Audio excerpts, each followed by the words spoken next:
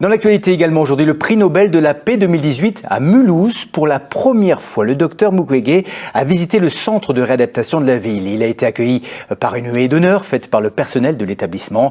Une visite qui permet surtout de sceller les liens entre l'établissement mulhousien et l'hôpital de Panzi au Congo. Reportage Angélique Etienne et Clara Delcroix. Les applaudissements ont duré de longues minutes. Sur plusieurs dizaines de mètres, le docteur Mukwege a été acclamé par le personnel du centre de réadaptation de Mulhouse. Des centaines de personnes impressionnées de recevoir le prix Nobel de la paix 2018. C'était très émouvant. Ça arrache le cœur donc de recevoir une personne de cette importance. Vraiment, c'est un très grand personnage qui fait beaucoup de choses pour les femmes. Surnommé l'homme qui répare les femmes, le gynécologue congolais est connu et reconnu à travers sa prise en charge globale des victimes de violences sexuelles dans son pays. En tout cas, on est en admiration quand même, tellement en admiration de ce que vous faites. Il répare physiquement, mais après toute la réparation psychologique, l'estime de soi.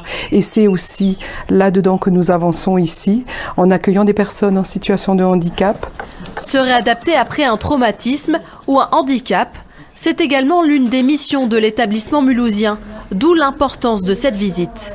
Lorsque quelqu'un est traumatisé et que vous soignez cette personne sans pouvoir donner à cette personne la possibilité de reprendre une vie normale, de reprendre une vie qui permet à ce qu'elle puisse trouver sa place dans la société, c'est comme si vous exposez cette personne à un nouveau traumatisme. Une approche médicale dont souhaite s'inspirer Mulhouse suite à leur visite de l'hôpital du docteur Mukwege au Congo. J'ai vu de quelle manière il travaillait. C'est une manière intelligente, pragmatique, efficace.